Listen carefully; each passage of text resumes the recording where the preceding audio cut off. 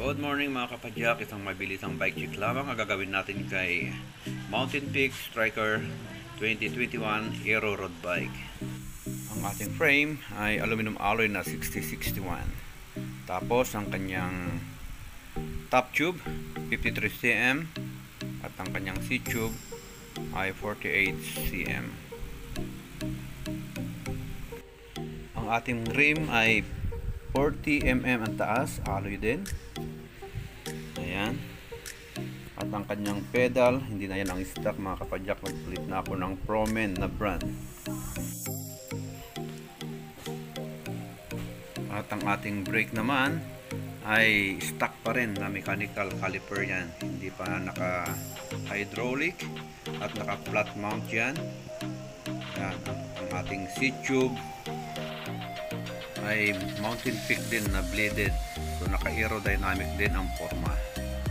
Yan, tayo pupunta sa kanyang fork, naka Mountain Peak din. At aerodynamic din yan. Naka disc brake at Quando brand ang kanyang quick release. Flat mounted din ang kanyang caliper sa harap. At ang ating gulong ay 700 by 25C na stock pa rin. All stock pa yan mga kapadyak, lahat yan wala pa tayong pinapalitan. Maging ang kanyang saddle, Mountain Peak din ang tatak.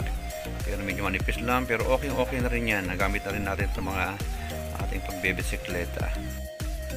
At ang ating drop bar ay naka aerodynamic na branta din ang kanyang tatak.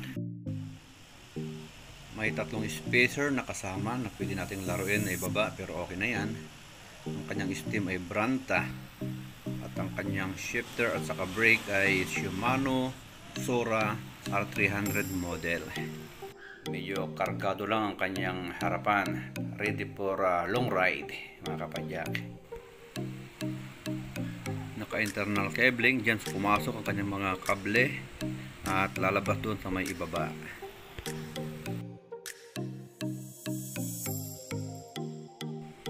At ang kanya namang drivetrain ay 2x9 speed. At ang ating cogs ay Sugik ang ating cassette. 9 speed yan. So, ano pa ba? At ang ating hanger, RD hanger, ayan, detachable, pwedeng palitan kung yan ay mabawali. At ang ating RD ay Sora din, Shimano Sora ang nakakabit sa kanya. At ang ating kadena ay KMC na may missing link na kasama. So madaling magpalit, madaling tanggalin.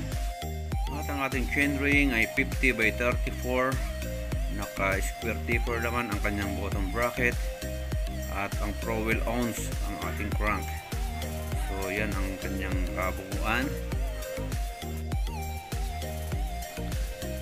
At dito rin pala ang daanan ng kanyang kable sa kanyang drop bar. At ang kanyang head tube ay naka-tapered na rin mga kapadyak. So ano pa nga ba ang ating bike check? Ang kanya palang bar tape, nagpalit na rin ako. So wala pa masyado akong pinapalitan, maayos pa naman lahat-lahat. So hanggang dito na lang mga kapadyak ang ating bike check. At isunod naman natin ang mga kalabasang ito na nasa tabing gilid lang ng daan. Ayan, bike check naman natin. Ayan malalaki na mga kapadyak. Ayan, pero hindi pa pwedeng kunin. At hindi atin yan. So talagang hindi tayo pwedeng kumuha. At kung bago ka pa lang sa ating channel, maaari kang magkomento, mag-like, at mag-share. At kung di naman masyadong mabigat sa'yo, pakipindot na rin ang subscribe mga kapadyak. Okay, hanggang sa muli.